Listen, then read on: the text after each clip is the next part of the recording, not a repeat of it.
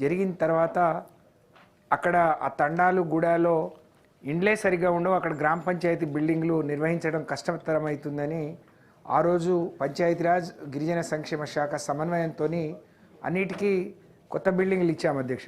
గిరిజన సంక్షేమ శాఖలో ఆ రోజు ఉన్న బడ్జెట్కి అనుగుణంగా 12,016 అంటే ఒక్కొక్క దానికి ఒకే మోడల్ ఫిక్స్ చేసి 20 లక్షల రూపాయల చొప్పున ఇచ్చాం. 1216 గ్రామ పంచాయతీ బిల్డింగ్లు మొదలుపెట్టి పనులు పురోగతిలో ఉన్నాయి అధ్యక్ష.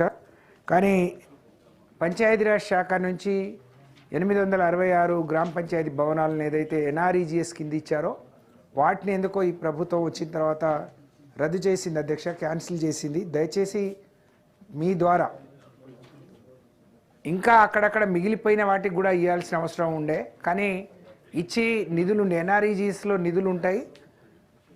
కొంతమంది సర్పంచులు అప్పుడు మొదలు పెట్టడానికి కొంత ఈ బిల్లులు ఆలస్యంగా వస్తాయి, వాటిని కూడా గిరిజన సంక్షేమ శాఖ నుంచి ఇవ్వండి అని చెప్పి కోరితే ఏదో ఒకటి మీరు మొదలు పెట్టండి, తర్వాత మేము రివ్యూ చేసుకుంటామన్నాం. కానీ ఈలోపు మళ్ళీ కాంగ్రెస్ ప్రభుత్వం వచ్చింది. తమరి ద్వారా నేను గౌరవ మంత్రివర్యులను కోరేది, ఆ శాఖకు మంత్రి లేరు కాబట్టి మా ఉన్న మంత్రులు, మరి సంక్షేమ శాఖ మంత్రిగా అన్న పొన్నం ప్రభాకర్ గారు ఉన్నారు. నా రిక్వెస్ట్, మీరు అధికారులను పిలిస్తే ఎన్నైతే కొత్తగా వచ్చిన గ్రామ పంచాయతీలకు అసలు బిల్డింగ్ లేవో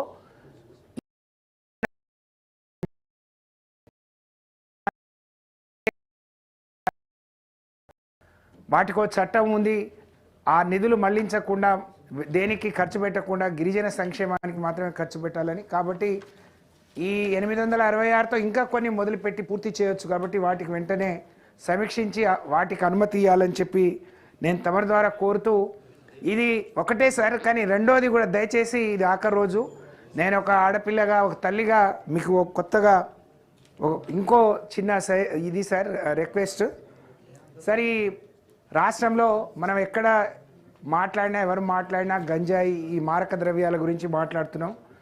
అది ఒకప్పుడు హైదరాబాద్లో ఉండే ఎక్కడెక్కడో మెట్రోపాలిటన్ సిటీస్లో ఉండే కల్చర్ గ్రామీణ ప్రాంతాలకు కూడా వచ్చింది. మనం హైదరాబాద్లో పట్టుకున్న వాళ్ళను కానీ అక్కడక్కడ రైల్వే స్టేషన్లో పట్టుకునే వాళ్ళను చూస్తే ఆంధ్రా నుంచి వచ్చిందని, ఏజెన్సీ నుంచి వచ్చిందని చెప్తున్నారు.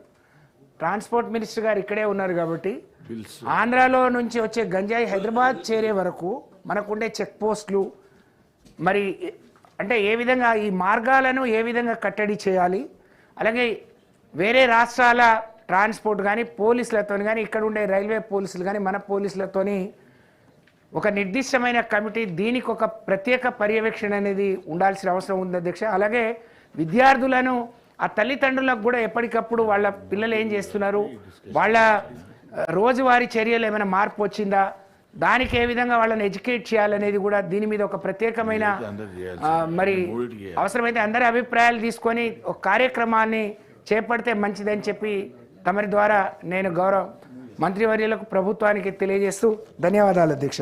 మహమూద్ అలీ గారు.